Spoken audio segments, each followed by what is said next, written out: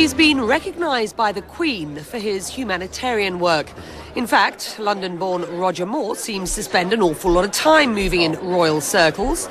But it's not all glamour. As UNICEF Goodwill Ambassador, Moore has spent almost 25 years visiting war-torn countries, advocating for children.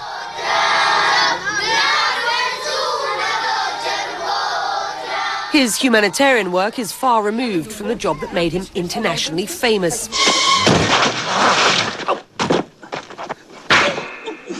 Moore has starred in 7 James Bond movies, including The Spy Who Loved Me, which saw him teaming up with a Russian agent. This is one of many causes the much-loved actor has become involved in, giving us plenty to talk to him about. Roger Moore, 007, our connector of the day. And he joined me a short time ago from his home in Monaco. And I started by asking him what inspired him to get involved with UNICEF, which was now some nearly 20 years ago. This is what he said. About 1990, my neighbour at that time was, we lived in the same village, Audrey Hepburn. And she asked me if I would co-host the Danica International Children's Awards from Amsterdam. Audrey Hepburn asked me to do something. Yes, of course, I said.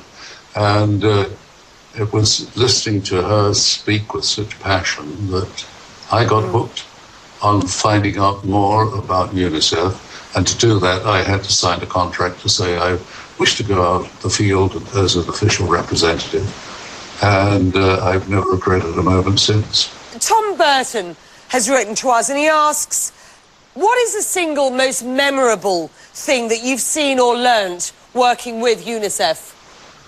Well, certainly. I always say that I wanted to go out in the field because I knew about those 40,000 children dying, but they didn't have names. And I wanted to put faces to those statistics. And I saw faces smiling and crying and pitifully hungry. I think Christine and I, my wife, we were in Zambia at the beginning of a drought, and we went to a village where there were no parents, 30, 40-year-old parents. There were old people and there were children. And the children were sent into the woods or into, the scrub to come back with roots, which the old people chewed, and if they could take it, they gave it to the children. There was no other food. The parents were either dead or being hidden away. And my wife asked a little girl in the village school when she last ate. This was a Thursday. She said yesterday morning at breakfast, this was 5 o'clock the next day in the afternoon. How can a child learn? How can a child absorb anything when it's got a belly that's grumbling? The brain doesn't work. Let's talk about your work with this anti-foie gras campaign. Jean has written to us and asks whether you used to eat foie gras yourself and whether you think most people who do know about the process of how the birds are killed still eat it anyway.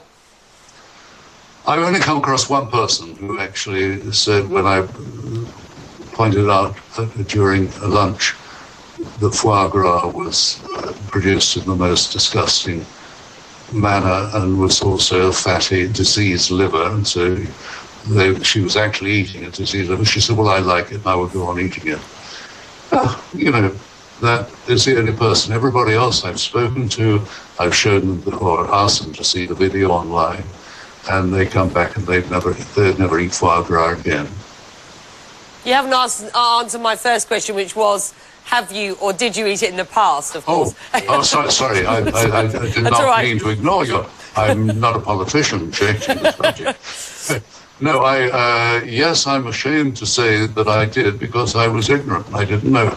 But there again, I ate very little of it. Well, Hugh, who says he's been a fan of yours, Sir Roger Moore, for 40 years, says in your acting career, as well as your social and private life, you seem to have no faults. You've got to be hiding something, he says. So what is your biggest fault and what is your biggest weakness?